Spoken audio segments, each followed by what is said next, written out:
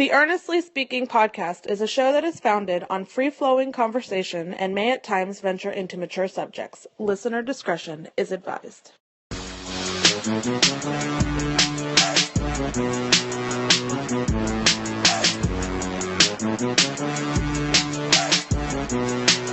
Welcome to the first edition of Shoot the Shit of 2020 on the Earnestly podcast. I'm your host, Earnestly Christian.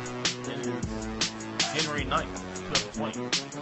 On the line, as always, my comrades. First off, the lovely Roz. Roz, Happy New Year. Can I still say that 9 days in? Yeah, I'm still saying it. I'm also questioning your welcome. It's like you're auditioning to be the next host of Jeopardy or something. That was really big. What was that? Welcome.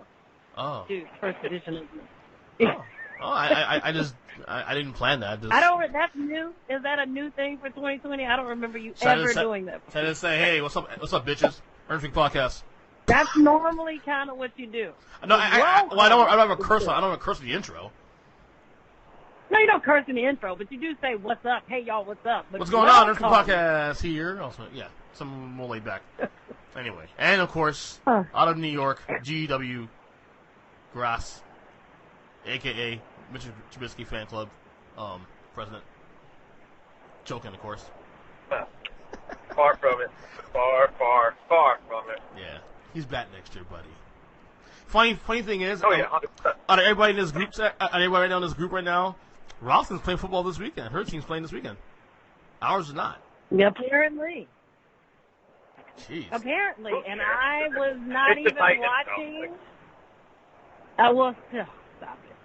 I haven't been watching football, but when the Titans make it, I think they made the playoffs they had a wild card situation last year, maybe, or year before. I can't remember. It's been a long time. Mariota. Yeah, 2 years ago. Yeah.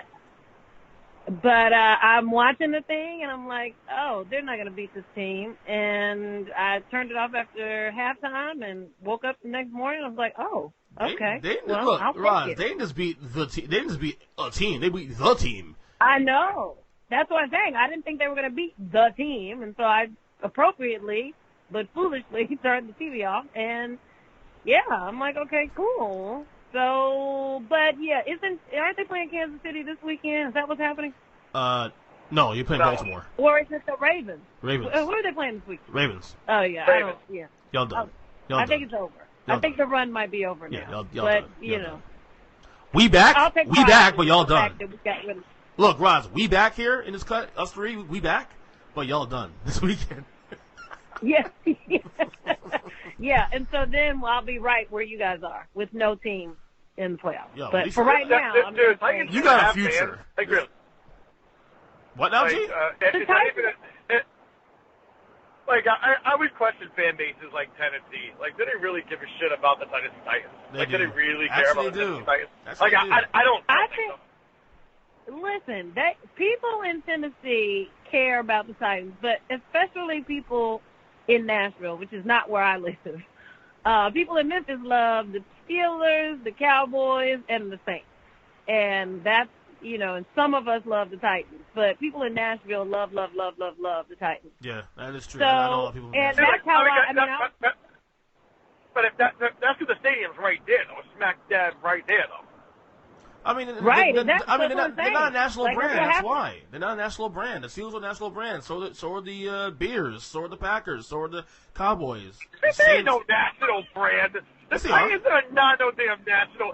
No, he said no. He said they're not. He said they're not a national brand. That's the whole thing. I mean, but I was living in Nashville when the Titans got there, and so that was really the first time I ever paid any attention to football. Yeah, when the Titans got to Nashville. You know what it is, Roz? You know what it is, G, though? G's a big market guy. He's in New York. He's in the Marcus Hall markets. So he can't. Yeah. Everything is small to him.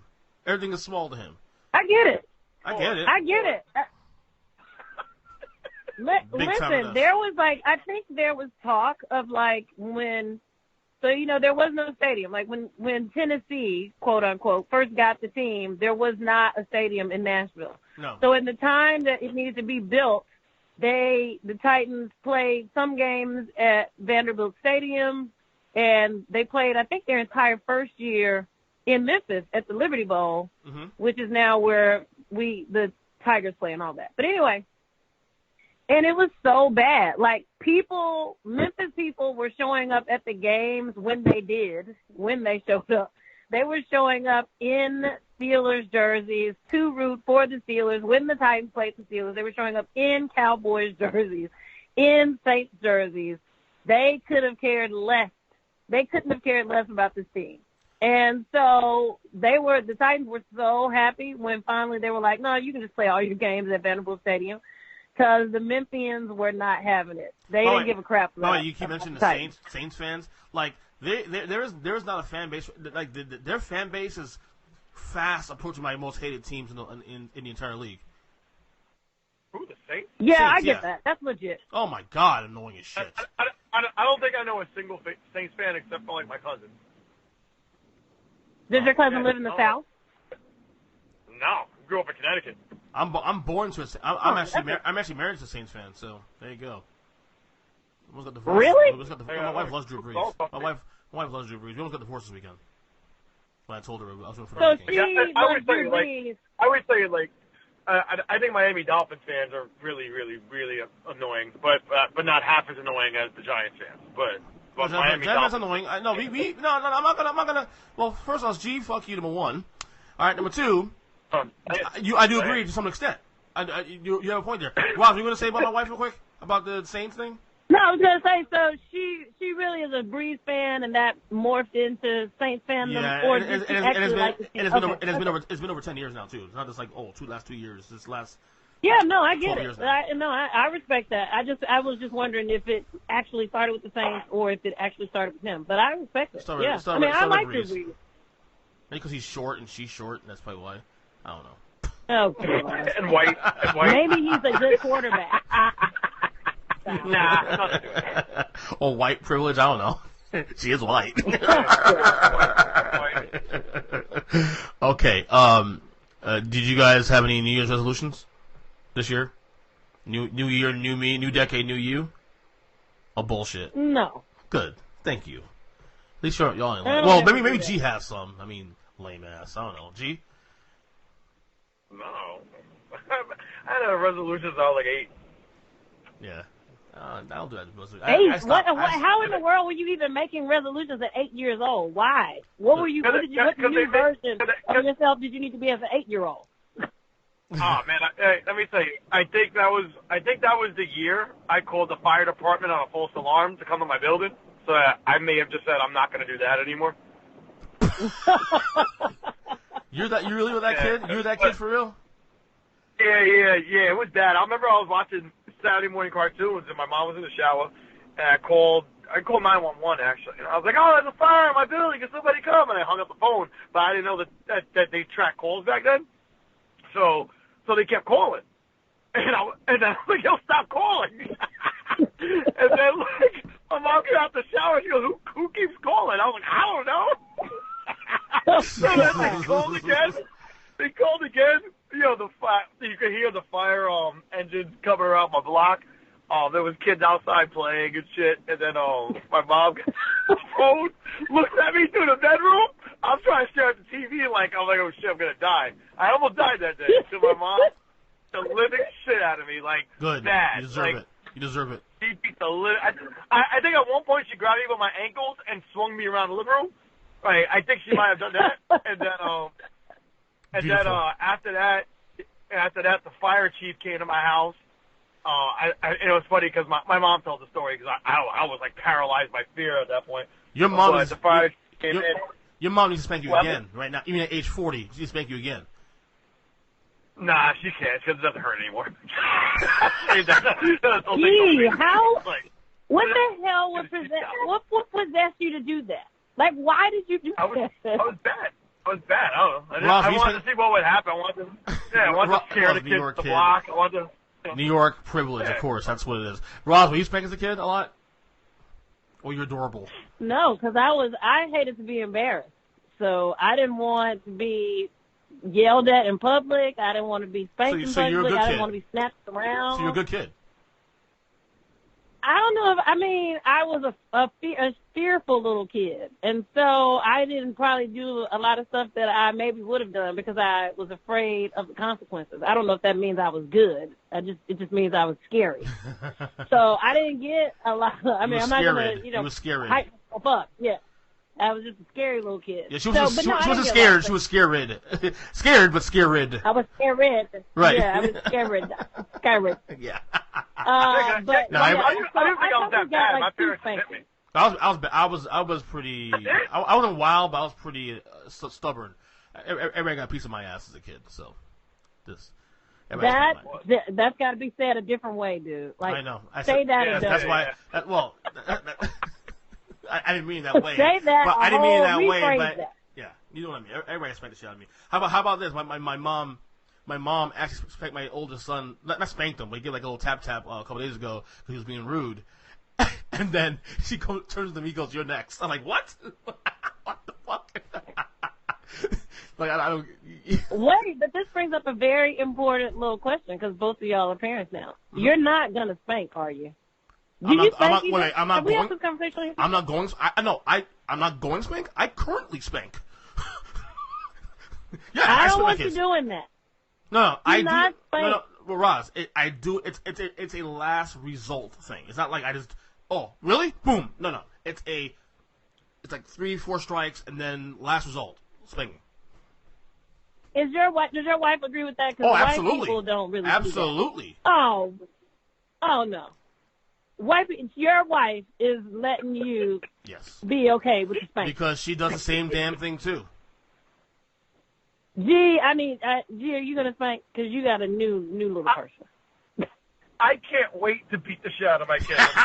Good job, G. My God, High five, G. High five. terrible. High five, G. There you go. I can't. Let me say, and the reason why I can't wait is because my wife is one of those.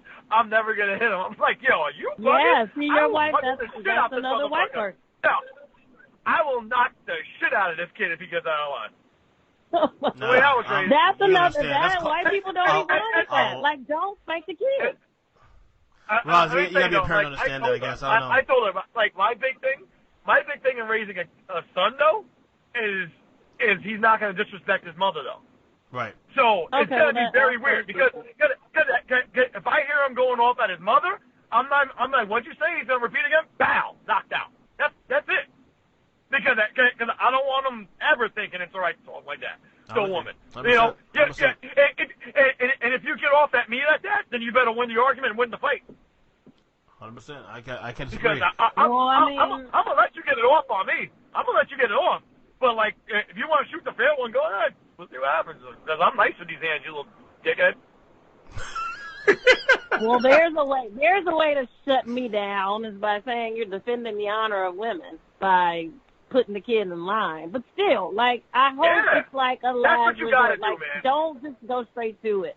Oh, no. As I said a little while ago, as I just said, Roz, it's a last resort thing. I don't ever go to the first thing, spanking. No, it's timeout, then it's lose a toy or lose a, something. You know what I mean? Oh, yeah. Speaking of I wasn't raised like that. Like, my parents would hit me and then punish me. Oh, yeah. Take my shit away from me, too. Yeah, usually it's a progression, like some kids get punished and then they get hit. But no, I would get beat up and then they'd be like, and you can't touch your Nintendo. I'm like, what the fuck? What did I just do? I think that's a person of color. I got my ass kicked and I can't play on my toys. Bullshit. Roz, not everybody can be like you. That's a person of color raising. Like, that's the brown people of the universe raising. That's what happens to us. Not everybody can be like you, Roz. All the brown people, that happens. You were a proper kid. You have to get spankings. We ain't like you. We were badass kids, me and G. No, I don't even think I was bad. I just didn't shut the fuck up. You just did dumb shit. I called the fucking fire department. I know. Like, you should be in jail, dude. Like, you should actually be just getting out of juvie. I told you. I told you if G was president, we said in the podcast last year, if G was president, he'd be Donald Trump. Oh, yeah. Yeah, he would be that bad. Funny, if I was president, the first thing I bring up in this podcast and me saying, I can't wait to beat the shit out of my kid. Yeah. I'm speaking of Trump, well, not necessarily Trump, but I mean, I'm sure y'all are following the whole Iran-Trump conflict, and you know, and the thing is, I don't get into it anymore with people about this shit politically. I don't give a fuck anymore about where you stand, Republican, Democrat, left, right. Who gives a fuck? To me, I want my boys safe overseas. All I care about. I'm just more annoyed at the conversations online, dude. Like, people are just fucking stupid, and they show the stupidity time and time again when they start talking about shit they had no idea about. Yeah, I mean that's why I don't talk about it. I have no idea what's going on with Iran. I have no idea. I kind of do. Well, I know. Listen, I'm with you, G. There's Go ahead, Russ. totally politically ignorant. It's because it's just too much. Like, it's just getting to be too much. Like, now, so I know what he did that started this entire conflict, but I can't keep up with the daily march toward, you know, is it going to be a war? Is it not going to be a war? I can't be bothered to keep up with that. So, EJ, you might have to tell me. Like, is there a war happening? There's unrest. I think there are two extremes here on both sides that we need to calm down on. There is no war going on. There's unrest, yes, and yes, we deploy some troops. But is there actual war? No. Stop. Like, everybody needs to stop the fucking extreme bullshit. And then, like, you know, if you don't support your troops, you're not American. If you don't, like, shut the fuck up. Like, seriously, some of these people on both sides of the aisle are just fucking annoying. Because even with shit like this that affects lives, there's a fucking agenda behind it. Like, for real. Like, enough. Oh, of course. Can't discuss this shit without people, like, you know, getting into their feelings and, like, oh, see, you know, oh, you hate Trump. Oh, look at Trump. Trump is, you know, big bad guy. And like, stop already. Who gives a shit? Like, do I trust Donald Trump with the controls? Not necessarily. He's a bit unstable at times, but you gotta, you know, hope he does everything for the best of the country. But, I mean, seriously, dude, I just find the political discourse. I discussed it in the podcast with a couple of friends of mine a couple episodes back. The problem with the politics today, you know, is that people are so stupid. Like, people are willing to drop their friendships and relationships over shit that they can't control and shit that, in the grand scheme of things, that, you know, doesn't even matter. Like stop. The conversation to me is so disingenuous. Like, it makes me want to throw up. Yep. Well, I mean, all people are doing, people are doing is arguing. Like, ultimately, this is like one of the reasons. Oh, Ross, Ross, ain't even arguing. It's, let me be louder than you. I don't fuck what you think. You can hear me speak. Like, I don't mean legit argument from the standpoint of an exchange of conflicting ideas. I mean, like, yelling and saying mean stuff and being, like, I think I talked to y'all about this on this pod before. That's one of the things that kind of turned me off. Not completely, of course, because I love to write, but about writing. Like, every day you look up, it's just another think piece, trying to debate the think piece the day before. It's like a rush to express your dumbass ideas on all of these platforms, and it's annoying. And so, certainly when it comes to matters like this, it gets to be really frustrating. Like, I don't want people dying over something stupid.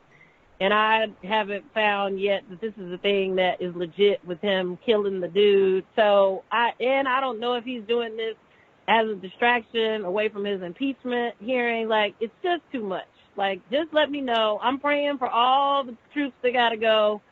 And let me know if a war turns up, and then I'll really be praying harder. But otherwise, I can't watch the service every day. Wait, let me get text, Roz. You gonna try again or nah? You're so country. Look at you. You gonna try again or not? I know. I mean, I can't remember. I couldn't remember if I hit send on that. Oh, I did. No. You literally said you gone, not going or gonna. If you gonna try again or not? Well, I am a Southern girl, so respect that. Show some respect. I do respect that. Come on now. All right, good. All right, good. Very good. Very good. I know what G does. G's, you know, crazy as shit. I don't care. You are not. I don't care. Oh my god. By the way, G, what were you eating there, by the way? I was just about to ask that. G, what were you eating in the car? Oh well, well, there's a backstory to it. Like, I've been eating nothing but salads for lunch lately. It's a backstory to everything you fucking do, today, bro. But today I had like a massive headache, and I was like, you know what? Like, the thought of eating a salad right now just fucking, like, I don't know, it just bothered me even more. The thought of eating a salad while having a headache. So I went to Popeyes and had 2 chicken sandwiches. So that's what I had. God. Oh, Have some, Roz. yeah, that'll work wonders for your headache. Yeah, it'll help a little bit. It'll help a little bit. Yeah, well, Come on now. I'm on the phone with you guys, ain't I? That's I'm true. fine right now. Look at Rosalind is slow. Rosalind's quietly judging us for the way we eat. I mean, Listen, Popeyes chicken listen, sandwiches. Yeah. What's wrong with that? Like, first of all, have you guys had the Popeye chicken sandwich? No, I have not. Of course, I have it. Oh, well, yeah, you haven't definitely. The spicy stuff. No, I said I don't eat chicken. I don't eat meat, so of course I have it. Oh, that's right. You don't eat meat. Oh, you don't eat meat for real? No meat? No, I don't eat any meat, EJ. We have this conversation like once a month. We talked I do about not. this. Yeah, we talked. Yes, we have. Who are you last shooting the shit? You are eating hot dogs when I see you. last month? You are eating hot dogs when I see you, Roz. Hot dogs for you. I'm not eating a hot dog. I'm gonna die. As I would die if I ate this chicken sandwich. So What's I gotta the risk? listen to G tell me about the chicken sandwich right now. G, tell us. You're eager to tell us something about this chicken sandwich, so we're listening. Tell us all about it. I was gonna say, and shout out to my co-host Raul Bennington who put me onto it, because what you do is get the spicy chicken sandwich and sauce on it. It's legit. That's the way to do it, you know. So shout out to Popeye, shout out to Raul Bennington. Oh my God. That's it. I want Roz. Maybe you feel better. TJ, have you had Maybe you feel better. I haven't had theirs. No, I haven't had theirs yet. I ain't trying to get shot. How could you not have had this? I ain't trying to get shot. Oh, stop it. No, get out of here. Just stay in your car and go to the drive-thru, you pussy. Maybe I'll stay in. Scared to get shot. Yeah, I'm trying to get shot by people like, he's cut me in line, bro. Ain't nobody. You know what's funny? I remember I was telling you guys in the group text, I went to go see the Joe Budden podcast live. Yeah, how was that, bro? So afterwards, it was fun. It was fun. I mean, if you're a fan of the podcast, then you get all the inside jokes and everything. You know, it was good. Like, I enjoyed it. But I went with my cousin. It was at the Beacon Theater in New York. And after that, I dropped him off to his apartment in Brooklyn. And there was a Popeye. Popeyes is open. Let me tell you, he lives in a spot in Brooklyn where every fast food restaurant is on the same block, and they're all open till like 3 a.m. in the morning, right? And it was busy. Like, it was a Tuesday night, and people are out there getting every kind of fast food. I was like, damn, Brooklyn's different. You know, but in that one, I went inside. I went inside that Popeyes. I risked my life for those chicken sandwiches. You know, I went inside. Nothing happened. So 1 in 10 is it a 10? What happened? So one. I mean, what I keep saying is, if my mom's chicken was in this sandwich instead of Popeye's chicken, it would probably be a 10. So I give this one an 8.5. Okay. Yeah. If you put one of my mom's chicken tenders in there, forget it. That's an 11. Hey, did you see this shit, G? Mike Leach is going to Mississippi State. Breaking news. So who? Mike Leach. What? Mississippi State. Mike Leach. What? I got no he's word. leaving? He's leaving Boston? Yeah, apparently. I got an alert from... Yeah, I got an alert from He's going... to Mississippi State. He's going to Mississippi State? Yeah. Why? I don't know. Why do people do things they do? Why do you eat Popeye's chicken? Why does he want to go to Mississippi State? I don't know. People have reason to do shit they do. He's a weird cat anyway. I like him though. He's funny as shit. He reminds me of you. He is. I don't know why he reminds me of you. I'm from me. That's insulting. Same. It's insulting. Everybody reminds me of you, G. Rick the Cruz reminds me of you. Ricochet reminds me of you. Yeah, What's next? So, you guys should be proud of me. I'm not done yet, but I'm officially grinding through The Office, as promised.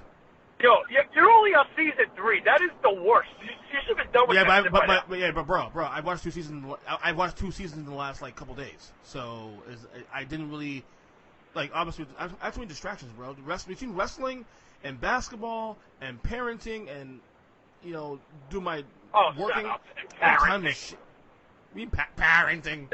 I have 2 kids, bro. You have 1 kid. Shut the fuck up. Parenting. You do all. I don't even care at parenting. You don't care? Of course you don't care. That's what you should go to. I don't even care. I don't care. The Bears, Trubisky, I don't care.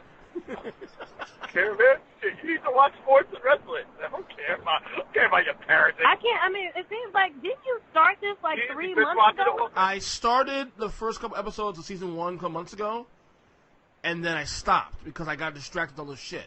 I loved the show, and then just recently, and last the first week and a season's half. only 6 episodes. Right? It took you forever. So I finished season 1 out the shoot, and then I got distracted. Got a lot of shit going on. You know, obviously the fall. I mean, you got college football, NFL. You know, everything's going on. Plus everything else I do on the side. So now, all of a sudden, my schedule changed recently too, at work. So now I'm home. I'm home a lot more at nights.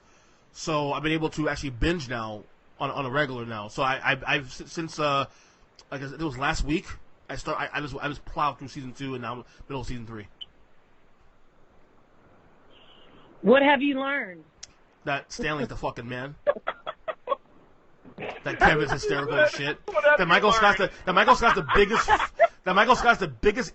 Dude, every fucking episode, I always say, "What a fucking idiot." Every episode, Michael Scott, what a fucking idiot. Or with Dwight, same thing, what a fucking idiot. See, but I just came across a video. What now? Go ahead, Ross. Sorry. No, I was just gonna say I haven't watched it yet, but I just came across a video about how Michael Scott was different, like his character changed from season 1 to season 2, and it was a really subtle change, but there is definitely a change. There like is? now that I think about it, because in season 1, wait. To me, he gets dumber as the show goes on. So far, he's gotten dumber. He gets more I have inside lovable. information. Listen, I but got he gets inside more information about lovable. that. Yeah, he does care. Well, I want to know it because in season 1 he was a total like jerk. Like, Yeah, he was. like how could you possibly ever even talk to this dude? Like, how is he not dead? It's kind of how his character he's was not in fired. season 1. In season 2, well, I mean, I knew he wouldn't be fired because we all work. That's what makes the show so awesome. Because there's some idiot like that in every office. But as far as like, he was like totally annoying and a jerk and unreasonable and almost kind of mean-spirited. But by season 2, he had gotten a little more like the lovable dimwit as opposed to the awkward, nearly sociopathic jerk that he was Lovable, in season 1. yeah, but he's lovable in a way, but he's still like he has like little like even He's terrible. Like he's terrible. Like he's He racist. is. He's unintentionally racist too. The Diwali song on season 3. Like really, it's funny as shit. But like, and they enjoy it. It's great. But he's like, and anything has to do with black, he gets Stanley involved in that. Like, really, dude? Like, are you serious? Well, I mean, I'm telling you, like, he gets softer as it goes, though, EJ. Because in 1, though, it's like, you don't even know how no one hasn't murdered him. Like, it was that bad with him to me in season 1. Well, also, so I need to know, like, gee, what's the inside? What's the inside info? Before I even go watch this video, you can just tell me about it. I don't have to watch it. If you guys listen to the Office Ladies podcast, I will. I told you. Angela Kingsley and Jenna Fisher, they go on episode by episode. I was actually binge listening to a couple episodes. I haven't listened to them in a couple of weeks, but and they were saying people were talking about the change, Michael Scott, both physically and character wise, and they said physically, like, but between that time of season 1 and season 2 was when he went off and he filmed 40-Year-Old Virgin. Yeah. Yeah, that's what he was. And they said at that point he was getting offered a lot more stuff, so he started taking better care of himself. So so he started. I noticed that gym. too. Yeah, I noticed that too. Yeah. No, gee, reason why? Wait, real quick. I just said the reason I noticed that too, because I asked my wife at the end of season 2, like, you think Steve Carell's good looking? Of course, she said no, but that's not her type. I was like, he's a good looking guy. Actually, I said he's a good looking guy. No, and he actually is, like, he's actually aging a lot better than Yeah. he he looks better now. He's aging he looks better like 10 years than he ago. was when he was younger. Yeah, Oh, yeah. I agree. 100%, He looks better with 100%. a beard. And gray the hair. beard looks good on him. Yeah, and the gray hair even. Yeah. But season 1, he looked odd. He was mean. He was terrible, dude. Like, he was horrible. By the way, But funny more. version Tell of me it. That more. was the other thing they said. They actually said that the writers wanted they basically love Steve Carell. They love working with him, and they wanted him just kind of to go off on off script and do whatever he wants to do. And they actually said that I should listen to it. The one they did the Office Olympics. Yeah. You know when he gets like robbed on his condo and he's like out. So remember he comes in and they give him a gold medal for no reason, just for being Michael Scott, and he cried. Like that Jenna Fisher and Angela Kinsey said, the director didn't even tell him to do that.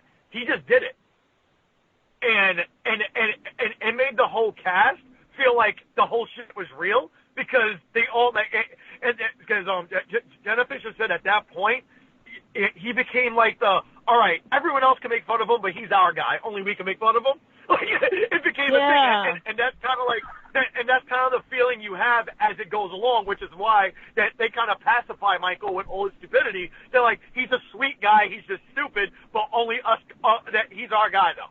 So they said that was the point, and they said that was all Steve Carell, and Angela Kinsey and Jenna Fisher said that when they watched that, it like they tear up because it was so genuine on his part.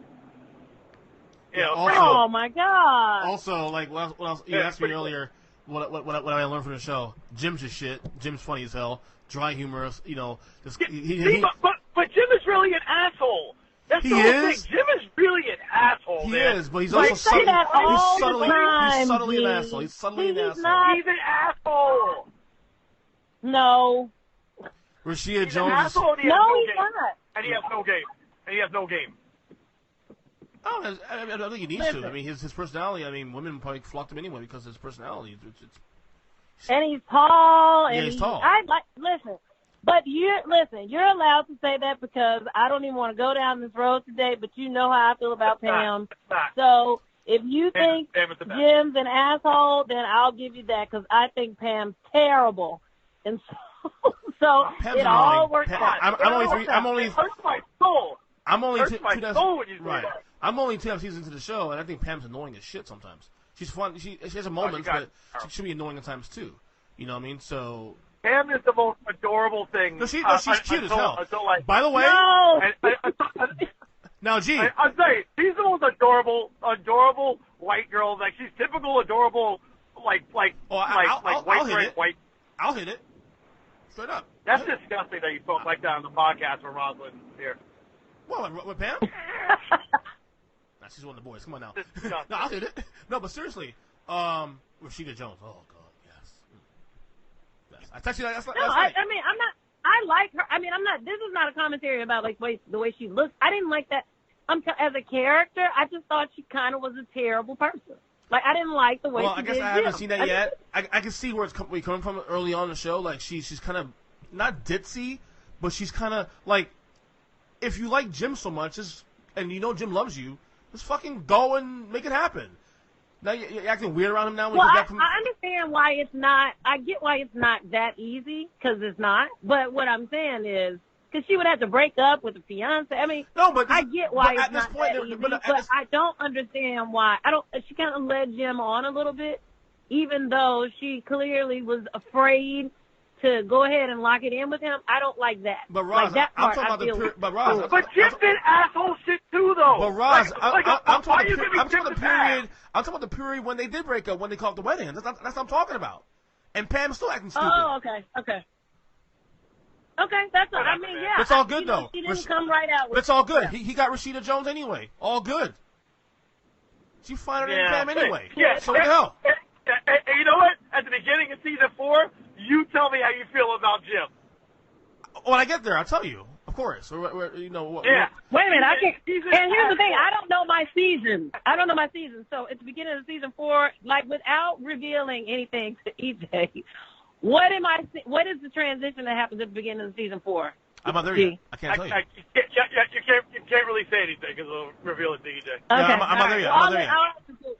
But what we'll do, Yeah. every episode we do from this point on, I'll shoot the shit. We'll check back into where we're at and we'll revisit it. How about that? All right.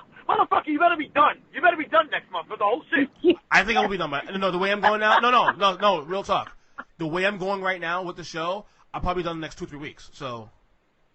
Yeah, you should be. You know? That you said that with such urgency, G. Like that was like. No, you should have said. It annoys me now when people, because when people haven't seen The Office, like friends of mine, and they haven't seen The Office, I'm like, what's wrong with you? Like how are we even friends? Right, like, but seriously though, I'm not sure it was in the group text or was the mean G talking, but I made a comment to him about The Office being, oh my god, this is amazing, and he goes, don't talk to me until you finish the show. Right now we're just podcast friends. We're not friends. We're just podcast acquaintances right now. Like fucking dead. First of all, like, why'd you give me that accent? That was terrible. Like that was you imitating me. That was awful. That's awful. That's awful. That's awful. No, Jim. Yeah, no, I can see asshole and Jim definitely. No doubt about that. Who's the dumber of the two, Dwight or Michael Scott? I guess it's gotta be Michael. Oh, it's Michael, 100% Michael. Like Dwight, it's at Michael, least clearly. Dwight has some. Oh, yeah, it's Michael. By the way, I before we go to the next topic, because I had to address this real quick, and obviously as the show goes on, I'll probably learn more. But I can see already why G loves Angela. I like her. I like her a lot, actually. Oh, she's great. She's fucking great. No, wait, are you kidding me? Wait a minute. Please be done with this thing by next month because, listen, dude, Angela is not great. She's great with the wife, but as a person in general, she's horrible. She's hilarious. Horrible. I find her character, even though she's a bit abrasive and a bit like bitchy, I still find her, even 3 seasons into the show, I find her character redeeming. She's great. I love that. Like Angela, and she's genuine. She's genuine. Are two of my favorites. Angela and Pam are two of my favorites. So, and after that is probably Creed. So, Creed, dude, that Creed is my guy. No, my guy's Stanley. Stanley's still my favorite though. Stanley's still my favorite. Pretzel Day is the best, dude. Creed is on another planet, though. No, right now my favorites of the show, my power rankings, of course, style, is Stanley, Kevin, and Jim. Yes, I like Kevin. Well, G hates Jim. So, I mean, listen. I don't hate Jim, but he's a dick. That's all I'm saying. Anyway. I don't hate him. He's all right. Did you guys see Eddie Murphy on SNL last week? Well, 2 weeks ago, rather? Any of you guys? I know G didn't see it. I think G mentioned he didn't see it. I went and watched the SNL clip in like 20 afterwards. You haven't watched any clips from it either, G? Like, you haven't? I don't watch the show, but I really find little funny No. I'll tell you the truth, nothing's even came on my timeline, so nothing. Wow. No. What kind of friends you got? No. Here's where I roll with G. I haven't watched a single episode of Saturday Night Live in the last probably 15 years. Okay, aside from Eddie 2 weeks ago, and then the 40th anniversary show they did like 5 years ago. That's it. Oh yeah, I saw that one. Yeah, that's I saw it. That one, actually. That's all I've seen. The show sucks now. But Eddie, it has funny little moments. It has good moments. What, the show itself or Eddie's episode? No, well, Eddie's episode had some really great moments. But no, the show itself still has really funny moments. It does. That show is no longer a show to watch. I think that show's no longer a show you can watch in 90 minutes. It's a show you just watch in clips. That's it. Well, and that's legit because I'm only watching it in clips. I haven't watched the whole thing, but it definitely has funny moments to me. I like it. You probably appreciate it because of the and I was impressed with Eddie's. You can see he's still getting his bearings, like with live performance and all of that. You can see it, but he did. It was funny. It was really good. It was a good job. I mean, as a guy who, I mean, he is my all-time favorite actor. All my favorite movies. My top 10 movies. If I did top 10 you watch? Well, now listen. Did you watch Dolomite Is My Name? Not yet. I plan to. Is it good? What's happening in your? Okay, well, you got a busy life. Like, what are you doing? And I'm watching The Office. I'm watching The Office too. Life. Come on now. All right. No, I do plan to. I'll let it slide. No. Thank you. Yeah. No, but you got to see that though. Is it really good? It's really, really, really good. Okay. Yeah, it's really good. I'm an Eddie Did, guy. did he get nominated for Golden Globe? Did he I get don't nominated know. for Golden Globe, or am I bugging? He sure. did, and he'll probably get nominated right? for an Oscar. Yes, he did. Wow. He didn't win, but Well, he'll probably get nominated for well, an we're Oscar. getting the revival. Like, I mean, it's that good. we're getting the Eddie revival now. He has 10 kids now. He's got to work again. So 10 kids, got to work. I thought he was great on there. Like, if I gave you my top 10 movies of all time, favorite movies of all time, I would say about 5 or 6 of them are Eddie Murphy involved because of I'm a diehard fan. That's really big. I mean, I need to know more about this list. Coming to Tell me America. more about this list. Coming to America. Beverly Hills Cop 1 Okay. and 2 separately as movies. Trading Places. Which is brilliant. Yeah. Is these your favorite movies of all time? You said? No. I know. They're in my top 10. That's They're in my the top thing 10. that's They're in my top These 10. are your favorite movie of all time, EJ? No. In my top 10, I would say about 5 or 6 of them are probably Eddie Murphy movies are in that list. So you know That's what what? I'm saying. Of your Your top top 10 10 is movies of trash. all time. Yeah. Personal favorites. Personal Yeah. favorites. Personal favorites. Not what I consider. I mean, I'm not saying it's fucking Sound of I don't Music care. or fucking Mary Poppins. I'm just saying that my personal favorite movies of all time, I would say about 5 movies there on my top 10 are Eddie Murphy related movies. Let me tell you one thing. I will never spend movie night at the Christian household if those are your fucking top 10 favorite movies. Well, to be fair, Lauren's on the same. Lauren and I are different ends of the spectrum because of movies, so don't feel bad. Oh, my gosh. Fuck that movie. That's what you throw at him. I can't believe. No, you know what's the best part about that, Ross? He goes, no, I didn't say top 5 of all time. I said top 10 of my personal favorites. No, I said what I said to you is that if I made a list right now of 10 movies of my favorites, if I said right now and made a list of 10 movies of my favorite movies of all time, about 5 of them are Eddie Murphy movies are on that list. That's wild, dude. That is crazy. I said 3. I don't even know who my favorite actor is. I don't even know who my favorite actor. If you had to put a gun to my head, I really don't know. Mine's I'd Eddie. probably say Brad Pitt, and I have no idea. My favorite stand-up all my favorite. Oh, Brad Pitt's brilliant. Brad Pitt's amazing. Yeah. Yeah, like I like Brad Pitt. I know like Fight Club is probably my 1 or 2 That's when all it comes to favorite movies of all It's time. alright. It's You know? good. It's solid. It's That's solid. alright. It's solid. You know It's solid. You know why I don't like Fight Club? Because Fight Club is a real man's movie. That's why you don't like Fight Club. Yeah, but That's right. you're not a real man though, G. You're not a real man, G. I don't mind not a real man. I don't know. Some shit. I wanted an explanation on that. You hurt my feelings. Oh, really? Sorry. No, because real men don't have feelings. That's why fuck your feelings. Factor of feelings. No, but why? Wait, Roz. Let me ask you a question. Why are you surprised about that though? If I told you Coming to America, Beverly Hills Cop 1 and 2, not 3, because 3 is terrible, obviously. You all agree with that. I told those 3 of those movies right there off the cuff. Why would you be surprised that at least 3 to 5 of those movies are in my top 10? And those 3 movies I just told you are classics. Of all time, EJ? Of Personal all time? favorites, not all-time best. No, but I'm saying, like, EJ, it's the same thing. Like, certainly I'm not asking you to be a critic here. So if anyone's naming their top 10 list, I assume it's their personal list. But what I'm saying is that is a surprising thing to hear that in your personal list of top 10 films of your all-time faves, that he's taking up 5. Why is that surprising? He's made great movies. Why is that surprising though? That's wild. Nah, EJ, that's wild. Why is that? No, but why is it surprising though?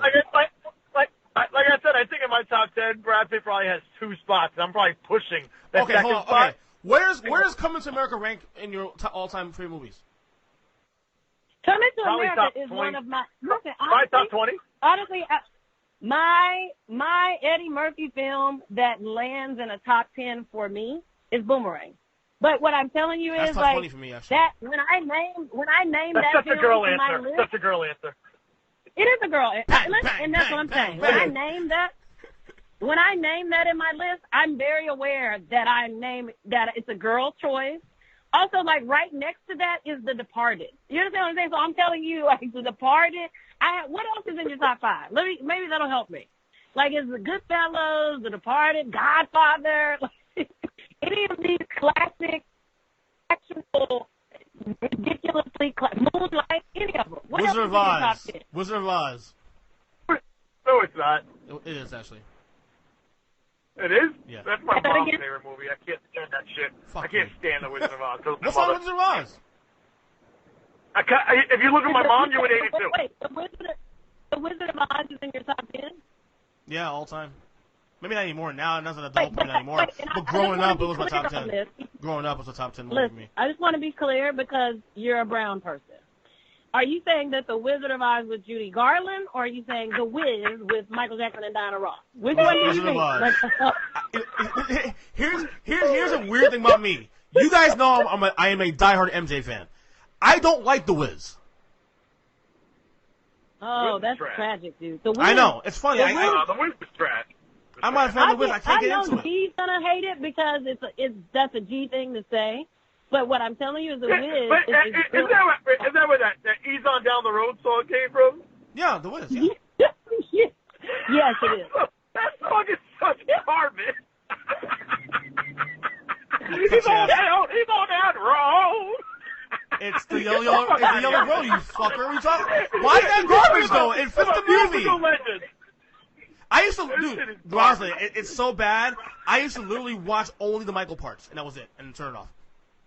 Fast forward. Dude, My the bad. massive art, the artistic value of a thing like the Wiz, the dancing, the performing, the performances. No. And I don't. And get here's the that. thing. Let's be clear. I Let's get be that. very clear. Mhm. I don't really like musicals at all. Like not that I don't like them, but I struggle with them because the music has to be really, really good for me to love on them, and I'm really hard on music. And so I struggle with musicals. But that thing is.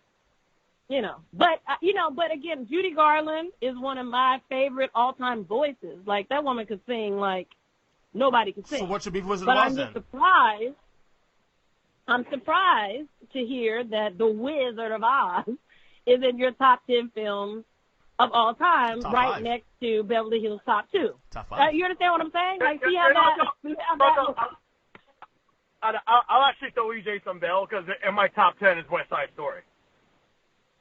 Well, that's not, but I'm saying, like, you're not also telling me that it's there next to 5 Eddie Murphy films. I guess that's the thing that's...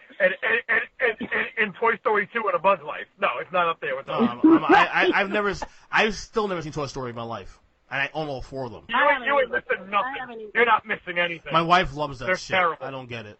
Whatever. It's terrible. Anything by Disney is pretty much terrible.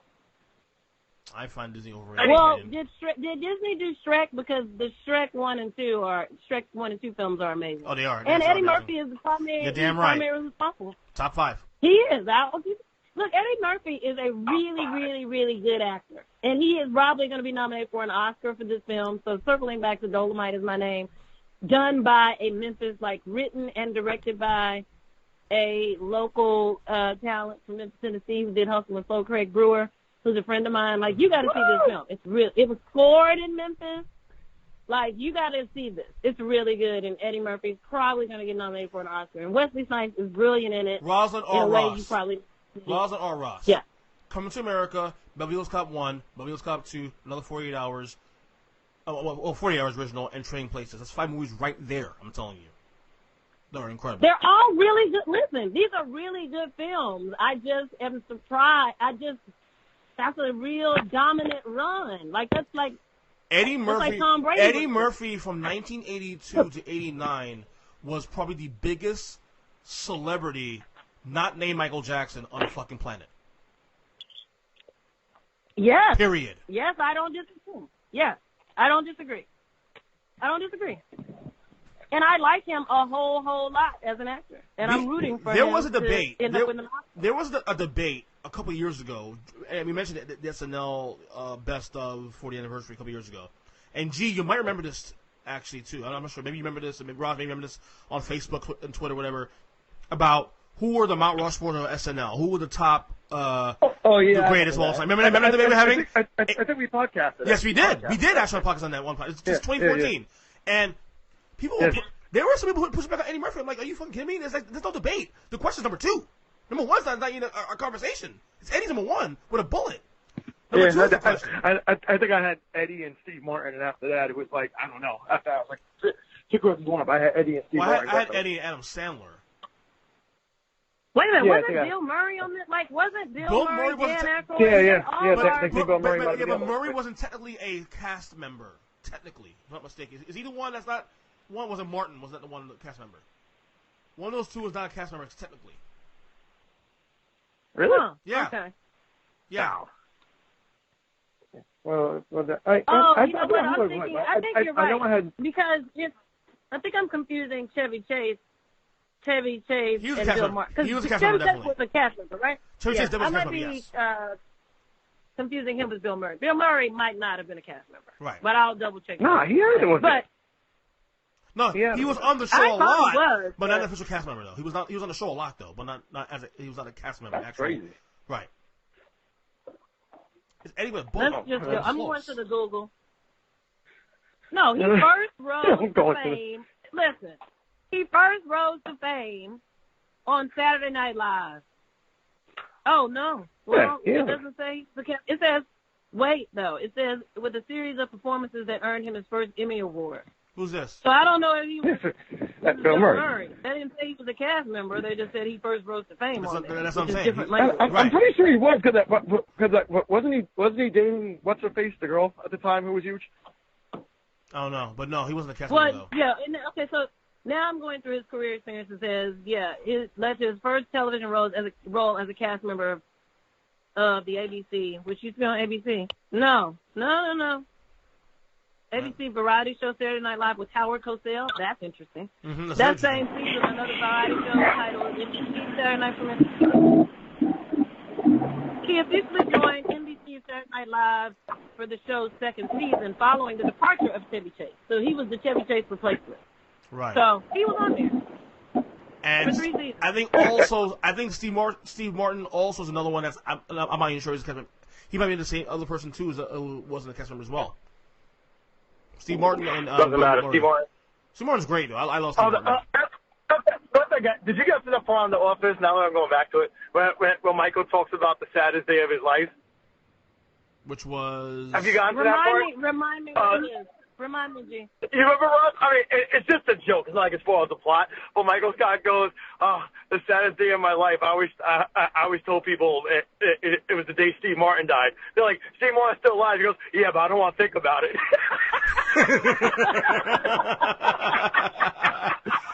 I don't think I got there yet. But that's funny as shit. That had me fucking on the floor, man. Nah, that's crazy, dude. That's crazy. Nah. G, you were saying something earlier on text about Adam Sandler. Your beef with Adam Sandler? Oh, man, can we get... No, and I'm never going to watch Uncut Gems, all right? And let me tell you something about Adam fucking Sandler, all right? This is a guy who I loved. I remember me, my cousin, and my friends, we couldn't wait to go see Billy fucking Madison. Still to this day, Billy Madison may be the only comedic movie in my top 10, right? We're talking about personal top 10. Billy Madison, I think, is fucking genius. Loved Adam Sandler, supported him his whole career, and then came the massive fall-off. Like after Little Nicky, he fell off. He had a couple of shits here and there, but we still liked him because he was Adam Sandler, you know? We even let him get that Reign Over Me movie out with Don Cheadle and no one watched. That was trash. Like, whatever, Adam Sandler's fine. I saw it in the theater. Like, It was actually pretty good. It was pretty good. See, Oh that's my God. whatever. Because Don Cheadle can act up a movie. Doesn't matter what role he is, Don Cheadle's in, right? So anyway, Right. and the thing that always kept Adam Sandler's fans is because we always felt we could be relatable to him. Because he was so doofy, he wore sweatpants all the time. He was the Hollywood star that wasn't really Hollywood. We all thought we could connect with him. And then all of a sudden, this motherfucker makes Uncut Gems, right? And before anyone even knows what the fucking movie is, he's out there saying, if I don't get nominated for an Oscar, this movie, I'm going to start making trash movies the rest of my career because I really put everything. Fuck you! Like, who the fuck are you to be fucking not only that, and Wait, he said that? He said that? And yeah, honestly, he said that. Yeah, he said that. And honestly, too, also, if you make movies just to win awards, you're a fucking tool. And Wait, that's a are you sure he said that's that, a complete, yes, Hunt, EJ, back me up, right? He said, it's a quoted. He's basically like, if he doesn't get nominated, he's going to make garbage movies the rest of his life, which, by the way, he's been making garbage movies the last 10 fucking years. 10? Try 20. But once again, yeah, exactly. But once again, what have we been doing as fans? Sweeping that fact under the rug because he gave us Happy Gilmore, Big Daddy, and he was great on fucking Saturday Night Live, and we all thought we could relate to him. Now, even on Twitter, hey, the Uncut Gems Twitter handle, it's one of those promoted tweets, and every time, so it doesn't matter, you don't have to be following it, it just shows up on your fucking Twitter feed, and it's just I'm like, an Oscar-worthy performance by Adam Sandler and Uncut Gems. I don't know what happened to this dude, where his ego just took over, and everything we fucking liked about him. Do you think he's being serious? Hell yeah, he's serious, dude. Hell yeah, because the way he's acting and the way dude, I've never seen Adam Sandler promote a movie like this before. Nothing. You know, he could go fuck himself. And I will never watch Uncut Gems. Really I will never watch anything by him. Yeah. And you know what's funny? And once again, Roz, this is like me saying fans have swept shit under the rug. There's been so many stories about Adam Sandler being a complete asshole in public. Complete dickhead, complete asshole in public. And people have swept that under the rug because he's Adam Sandler. But now it's all coming out. I guess he's becoming the grouchy old man now that wants respect in Hollywood, you know? But no, you can go fuck yourself with that fucking movie, dude. Wow. Okay, moving on. Really turned me off because it was someone I really liked. That's why it fucking kills me. Yeah. You know, I really liked Adam Sandler. And for him to just do this shit, I'm like, whenever I see the commercial, I'm like, yo, fuck this shit. Because I don't know what happened to this dude. You know, and I don't care. All the support he had for me is gone. I know you don't give a shit, but it's gone. I haven't seen it yet because it's going to apparently it's going to raise my anxiety level to untold places. And well, honestly, at this point, it doesn't matter. But I plan on seeing it. No, I do too. But I'll tell you what. I'll tell you this much. Though. Adam Sandler to me doesn't move the needle for me anymore. Anyway, it's been 15, 20 years since he's done anything worth to watch. So I might ain't sweating anymore at this point. And I'm telling you, this is probably worth to watch. But now you'll never watch it because he is really upset. Right. I think the last movie I enjoyed from Adam Sandler, honestly, was 40 First Dates. 50 First Dates, what it was. 50 First Dates. That was actually a good movie. Yeah, it was a great movie.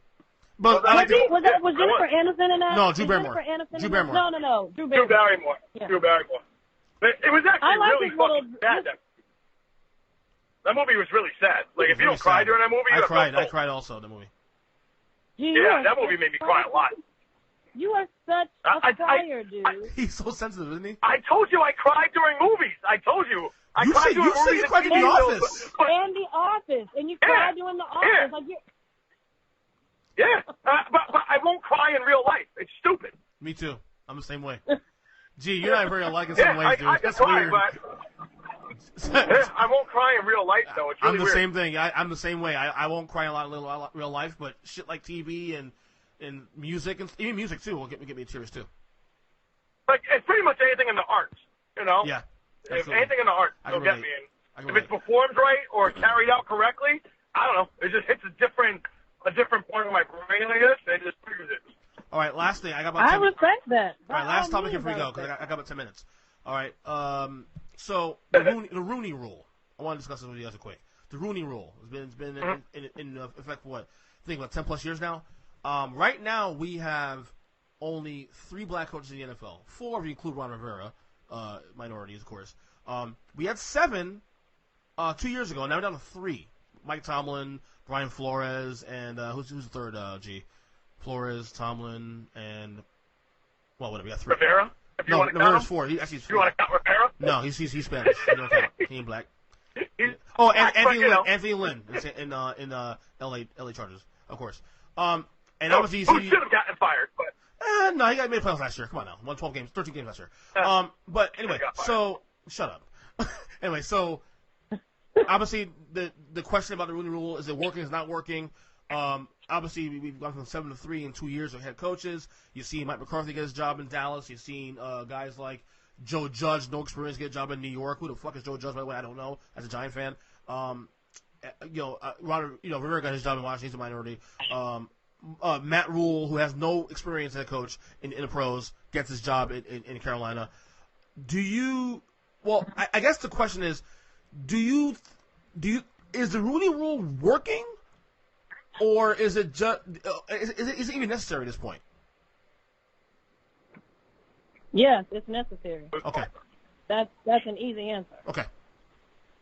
Because I mean, it's about opportunity. I mean, the bottom line is it's about opportunity, and there's just no other way to force these. And I'm saying the word force on purpose because many of us do need to be forced to network and connect with people that are outside of our demographic and our normal friend group or whatever. And there's just no other way to force these people to expose themselves to folks that they would normally do without this rule. It is required for opportunity. Now, the thing is, I'm not sure, it's not about quotas, though, to me. So I'm not sure if there's any way that we'll ever be able to make it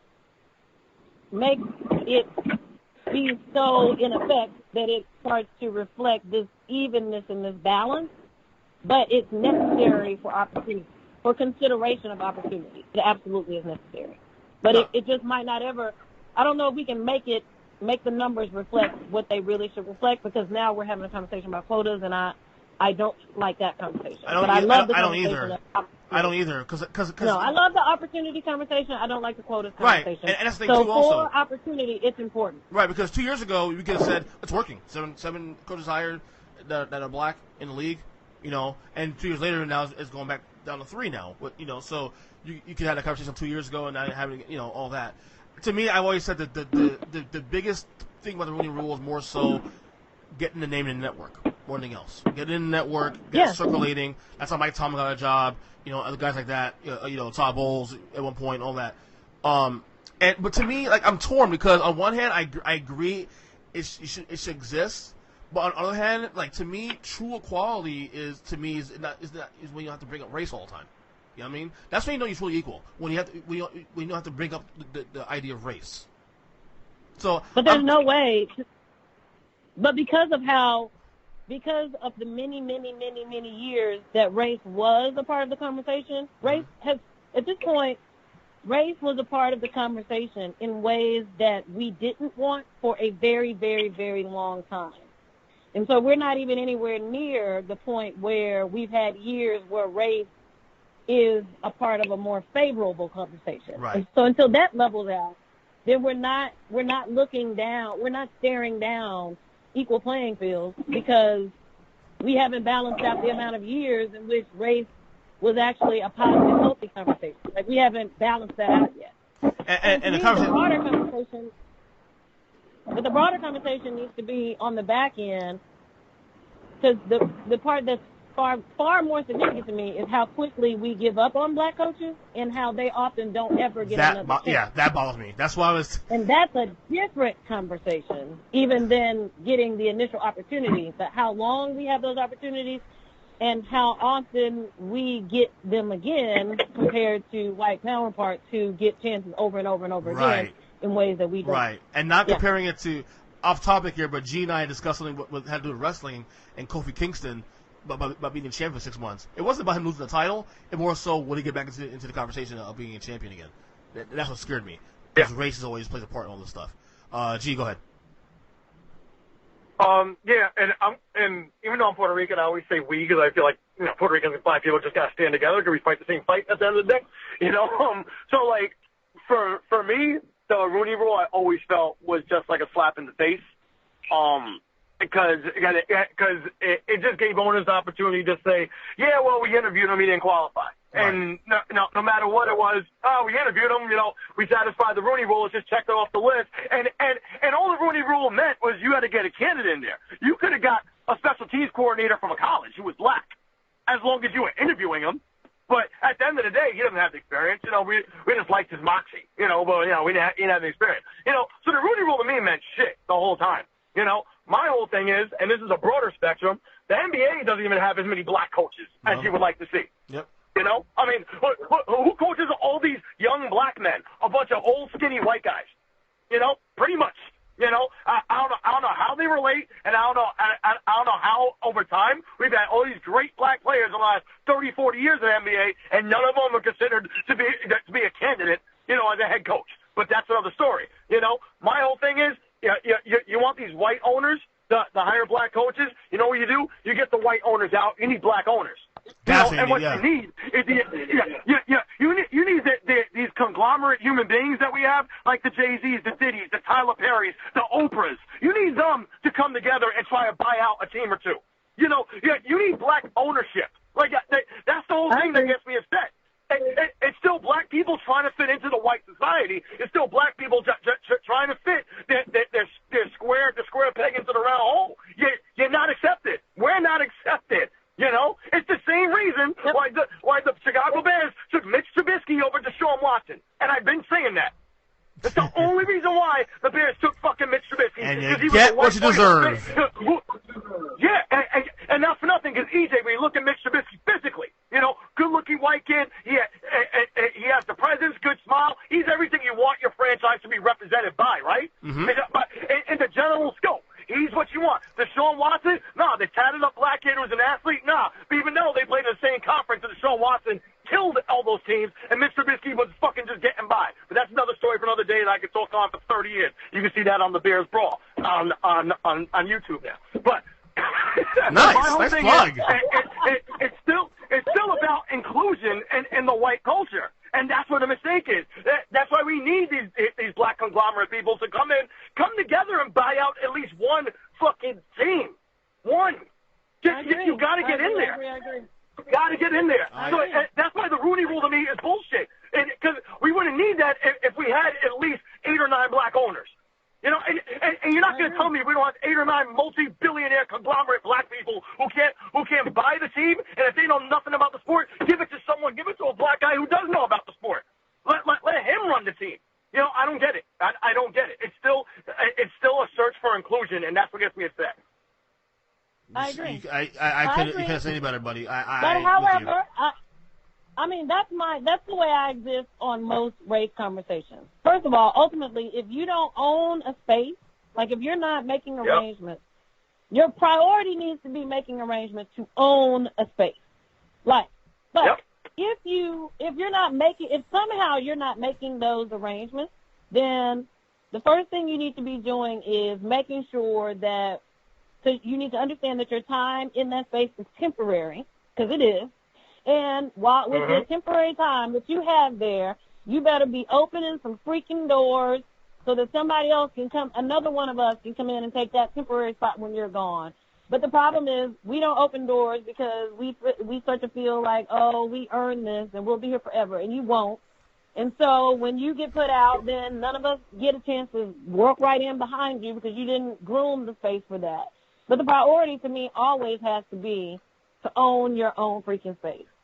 But if you're not going to do that, and that's the difference. Really hard. That's the difference between. Yep. No, go ahead, G. No, I was going to say that. That's the difference. And I don't like either one of these guys, but that's the difference. What you just said, when you're comparing like a Steve Harvey to a Tyler Perry. A Tyler Perry who I don't like, you know, but he's going out and he's buying up shit. You know, he's making sure he owns it. He's making sure he controls his product.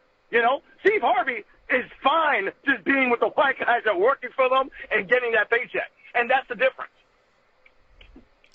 That's a good point. We'll end it there because I got to get out of here. Before you go, Ross, anything to plug? Nah. I mean, just go to my Instagram and something will be up sooner or later. Oh, wait. Rosalind R. Ross on Instagram. Wait. Before we go, Rosalind R. Ross, let's find some. Before we go, let's find some thirst comments. Oh, yeah. There's no thirst comments. There's no thirst comments. You look so adorable in your picture with your last picture you put up. Nice cheek. You have awesome cheekbones, too, by the way. You have awesome cheekbones. Almost as good as mine. Well, thank you. I appreciate that. Hopefully those cheekbones turn me into a star. Yeah. Come on, give me a thirst comment somewhere. Come on. There's no thirst comment. Oh. Well, that's a girl. That's a girl. Holiday blues. I haven't even Hashtag hot buttered soul. That's a girl, so I'm gonna go there. I can't. I can't with you. G has something to plug. Get off of me. Like, let G tell us all about Get how's off the of me. baby G, You heard? what's going Get on. off of me. What is he doing? Get off me. Is he crawling now? No, he's pushing along on the floor though, so we expect the crawl and be coming anytime soon. You know, he's pushing along though. You know, it's like, yeah, he's stronger. He's strong as shit, this kid. So maybe I won't be hitting him because he's gonna hit me right back. So. You know, he's strong as shit right now. So yeah, you can follow my Instagram if you just want to see pictures of my kid, GEESTEELIO. Follow the Bears Brawl on Twitter at the Bears Brawl, and also you could follow me on the same thing, GEESTEELIO. Bears Brawl is growing, man. Yes, it is. We got a lot coming out. Shout out to my man Jason Fearman, the sports prophet. We recruited him. I saw that. 49ers Brawl. So yeah. So happy about that, man. Good stuff. Roz, G, we will talk next month. DJ, you heard that? What? Huh? What? Say it again. I was just going to say, you heard the threat from both of us. G put it mildly. I put it mildly. G went gangster. You better be done with the office by the time we talk to you next time. That's all I know. Oh, yeah, you got I'll be done in the office by the time we get time next podcast. I promise you that, all right? All right. All right, guys. Next month, we'll talk. Later. Later. Bye.